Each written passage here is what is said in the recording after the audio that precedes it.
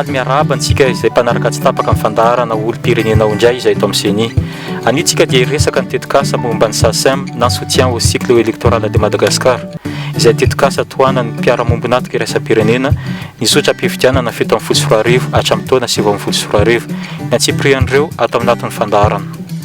Ny tetikasa SACEM na soutien au cycle électoral de Madagascar iarahan'ny CENI amin'ireo mpiara-mombonatoka ara-bola sy ara-teknika iraisam-pirenena dia tarihiny mpisolo tena maharitry ny PNUD eto Madagasikara.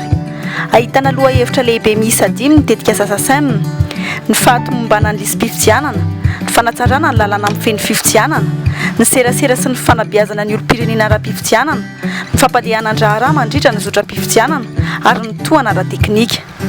Misy arona anankiray apetraka dia mandrotra vola ao daholo ny communauté internationale izay misy eto Madagasikara mba handray anjara, zany hoe misy budget na 12 millions de dollars no tratrarina ao anatin'ny mise en œuvre ny activité atsika mandritra n'ilay processus électoral iray manontolo dia mandrotra vola ao zany ny rehetrarehetra mba ahafahantsika financer an'ilay projet. Tsika zao anatina période antsoina hoe période pré-électorale.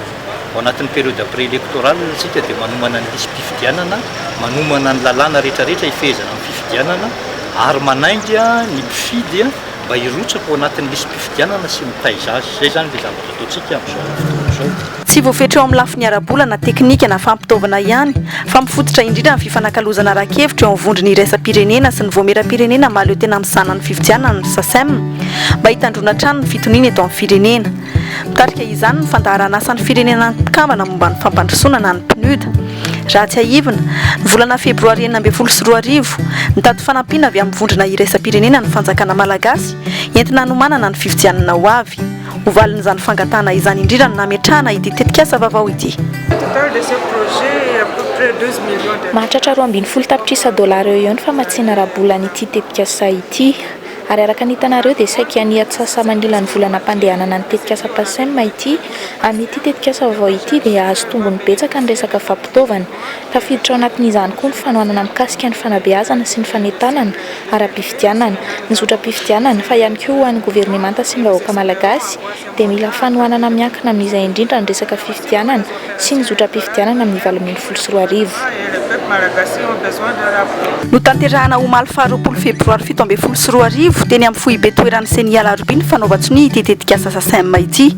Ankoatra ny solo tena maharitry ny PNUD, nanatrika izany ny Prime Ministre lehibe ny governemanta malagasy, ny ministry ny vola sy ny teti-bolam-panjakana, ireo olo manan-kaja ara-diplomasia isan-tsokajiny, ireo antoko politika ary ireo fiarahamonim-pirenena samihafa.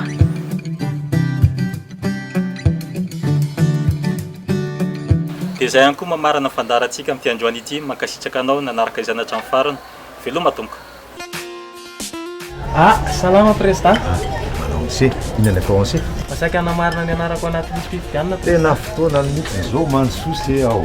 Ianao koa manao vatakazy. Manatona ny fokotany misy anao. Amarino tsara raha tafiditra ao amin'ny lisam-pifidianana ny anaranao. Raha sanatrika misy diso, aza misalasala manao fanamarihana. Ary raha misy fisoratana anarana mampiayanao, dia lazao hampiandraikitra ny fifidianana ao fokotany zany.